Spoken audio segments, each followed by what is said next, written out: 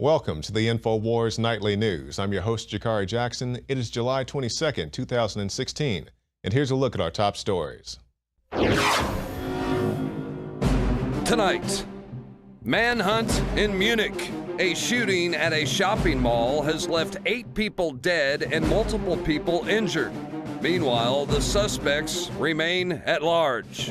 Then, the water supply in a small town in Colorado was found tainted with THC, the main chemical in marijuana. And there are signs that someone may have deliberately put it there. Plus, an ass-kicking constitutional lawman is taking on criminals in our government. So you get this politically correct, crap from the world about, please don't hurt anybody's feelings, while they're shooting families in the head.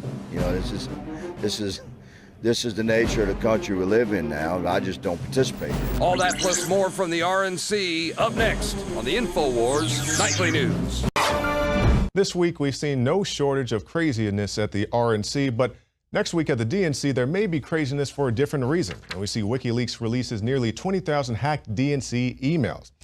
And it's unclear how WikiLeaks obtained the records, but the release comes weeks after a hacker or hackers, going by the name Guccifer 2.0, began releasing records obtained through the DNC's computer system. Hackers claim to be Romanian, but many suspect the records were taken by a team of Russian hackers. The DNC, which is chaired by Florida Rep. Debbie Schultz, has acknowledged their systems were infiltrated. The party has not commented on specific information released through the hack. According to WikiLeaks, which is operated by Julian Assange, the release is part 1 of a new series it's calling the Hillary Leaks. So it seems like things are just not going too well for Mrs. Clinton. Granted, she stole the nomination from Bernie Sanders, but other than that, she has a lot of things she's going to have to contend with. And this is just one of the things that's happening at the DNC. There's be a whole bunch of shenanigans going on out there. I heard that at one point they're going to have a quote fart in. Bernie Sanders supporters were going to go eat a bunch of pork and beans and broccoli and everything else and go fart in the DNC. I'm glad I'm not going. I'll just leave it at that. So that's one of the things that you can expect to see when it comes to DNC. And speaking of Hillary, remember that tomorrow, Saturday from 12 to 2, if you're in the city of Miami, Florida, you can head down to Florida National University Arena and you can see the Hillary for Prison banners flying around high in the sky. So be sure to take your pictures, bring your Hillary for Prison t-shirts. You get those autographed. We'll send you a little something for that. And you can send all your pictures to writers@infowars.com. Also, you can send us your pics on Twitter.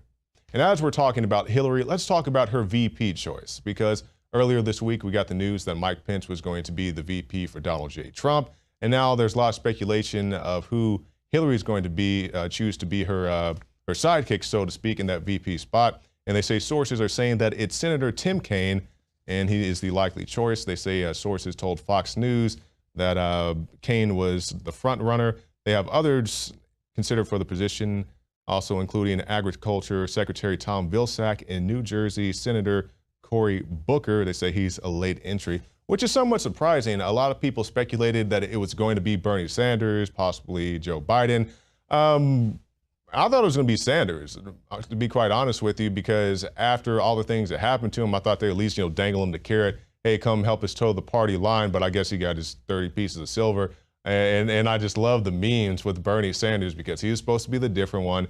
He wasn't like all these other politicians. He's going to bust up the big banks. Now he's supporting the woman supported by the big banks, and it's all just gone downhill. But a lot of people say that Bernie really wasn't in it to win it. He was just trying to push the agenda so far left that he could get some of his policies through, and he has achieved that. There are definitely talking points that Hillary will have to adopt to get that Sanders base on her ticket and not go to Trump or just not sit the election out. So in that regard, I think Bernie Sanders was successful, but the Democratic Party in general is just not anything I want to deal with. That also includes the Republican Party, and to an extent, a Libertarian ticket.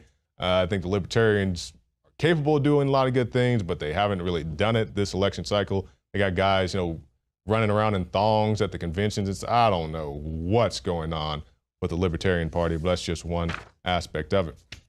Now, as we talk about Hillary, they say that pretty much any criticism of Hillary Clinton is considered a war against women, an attack on women, which is very interesting. I'd like to stay on this for 1 second, because before Obama, you watch the late night shows, the talk shows, the stand-up comedians, they always made fun of presidents. It was nothing new about it going back, even before we had TV and, the modern conveniences.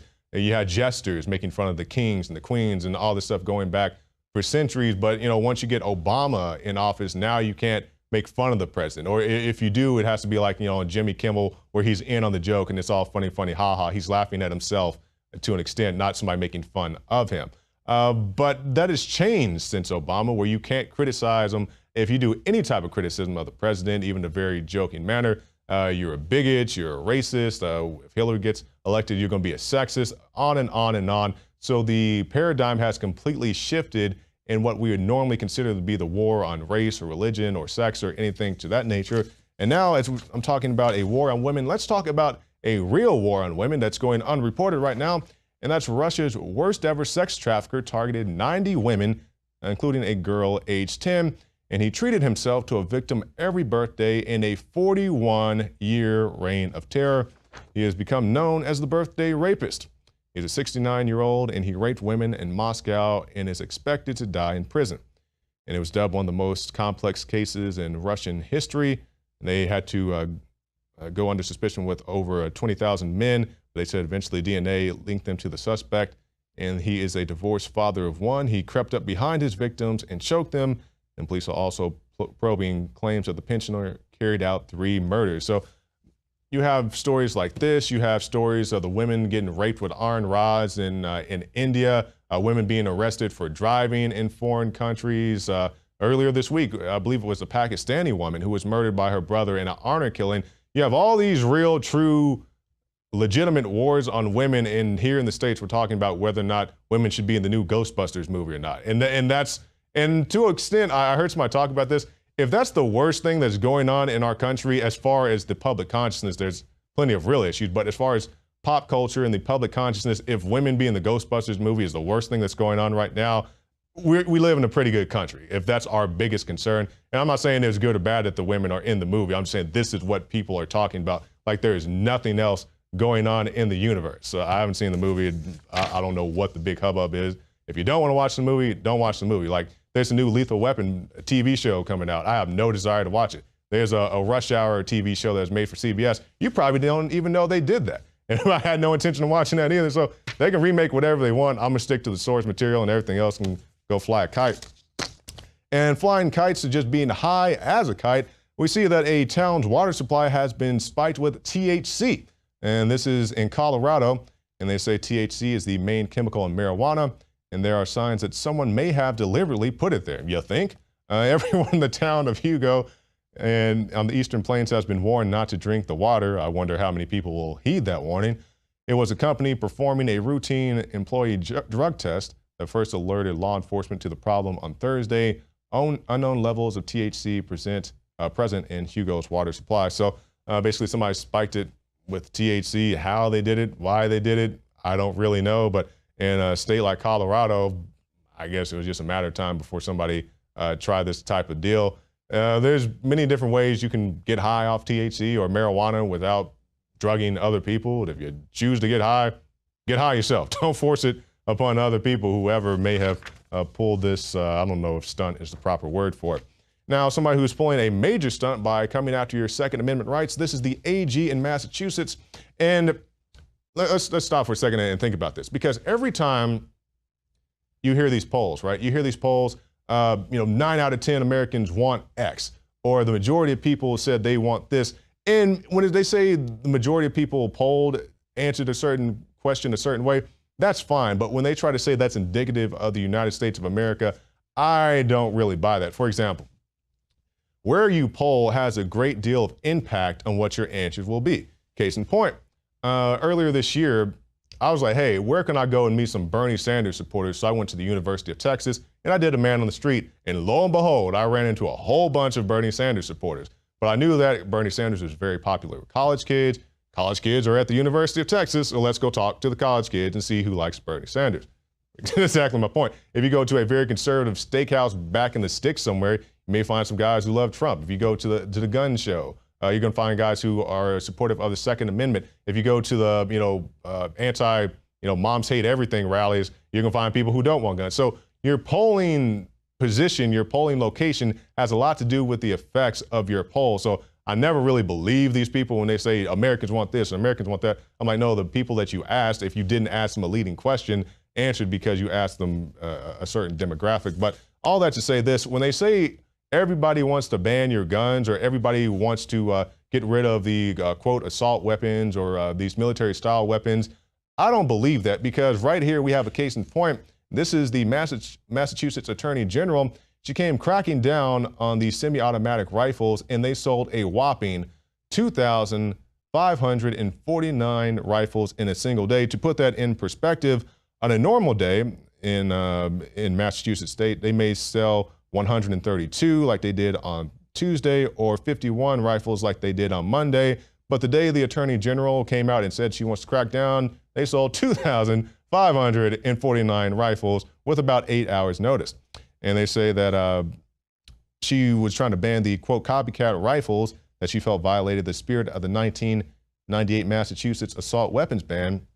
But the problem is that Healy, the AG, inadvertently boosted sales of the very rifle she intended to prohibit as a rush on gun stores ensued. So this is what you have to remember. Every time you see Obama or you see Feinstein or you see Hillary or anybody else, I want to ban AR-15s. People go out and buy the AR-15. I want to ban AK-47s. People want to go out and buy AK-47s. I want to have background checks to get ammo. People go out and buy ammo. And it's not that all these people are planning a mass shooting. They just understand that the government can't be there to protect you all the time. I love that that interview. What's the guy's name? Kurt Russell, the cowboy. He plays all those cowboys. And he's talking to the guy. He's like, and the guy's like, man, we need to ban these guns. He's like, why do you want to ban guns? He's like, well, we have all these shootings. He's like, yeah, in countries where they have stricter gun control laws, people make suicide bombs, or they attack people with axes on trains, or they get in a big semi truck and they drive on the sidewalk and they run over 200 people. So it's not the firearm doing these things. It's the personal mentality. You can take away the guns and people are just going to drive trucks on the street. Hell, they do it here, and we have plenty of guns here. They did it right here in the city of Austin, Texas. I went to the press conference the next day myself, South by Southwest. But I understand it was an individual who did these things. It didn't matter what weapon he had. If you have the ill intent, you're going to act on that ill intent regardless of the weapon that you may be carrying. Now let's talk about something else. Now, when I speak about this next story, it's not so much that I love and care about Fox News. I'm not defending Roger Ailes. I'm not backing up the story of the accusers, because I don't really know. I don't work at Fox News. I have no desire to work at Fox News. But as we see, Roger Ailes, he has resigned as the CEO of Fox News. And really, this is a testament to the changing media, how the media landscape is going to continue to become something that's not this central located mainstream media as we know it today. It says the founder and chief executive officer of Fox News has resigned from his position under fire, but he will remain with the company until 2018 as a consultant. And the resignation marks the sudden and swift end of a 20-year reign of one of the media's most powerful moguls, a man who micromanaged talent acquisition at Fox, shaped its conservative viewpoint, and turned it into a ratings giant. And like I said, he did this because of allegations of sexual misconduct. Whether that's true or not, I don't know. That's not the point I'm making here. I'm saying is the media is changing. And I was reading Noam Chomsky's book last night, I believe it's called Media Manipulation. I was flipping through it. And he was talking about the way the media controls you and how they manipulate you, how they put the propaganda out there. And a great example of this, and this is long before Ailes, I'm just tying it all together. The phrase support our troops, right? You have this phrase, you just put it on the bumper stickers and you say it at the football games and at the soccer games, the basketball games. You have the commercials and all this stuff. Support our troops, support our troops. And then people get it in their mind that, hey, my dad is a troop, or my neighbor or my friend I went to high school with is a troop, so I want to support the troops. And I support the troops. I just don't support every single order that they're given. And that's how they put this thing together, right? They try to make it where you can't separate the troops from the orders that they're given. They're one and the same. So you have to support the troops. So you have to support every order that they're given. You have to support the troops when they use a drone to blow up a wedding party. You have to support the troops. So they use a jet to blow up a hospital overseas. You have to support the troops. Or you have to support the feds when they give guns to Mexican drug cartels. Or you have to support the guys who airdrop grenades and rocket launchers to ISIS. They're one and the same now. So you have this mixed up, blended thing that cannot be separated. And that's how they continue to push through these agendas with their media manipulation, doing things like that. He goes way more in depth, but I think that's a great example. I actually would recommend that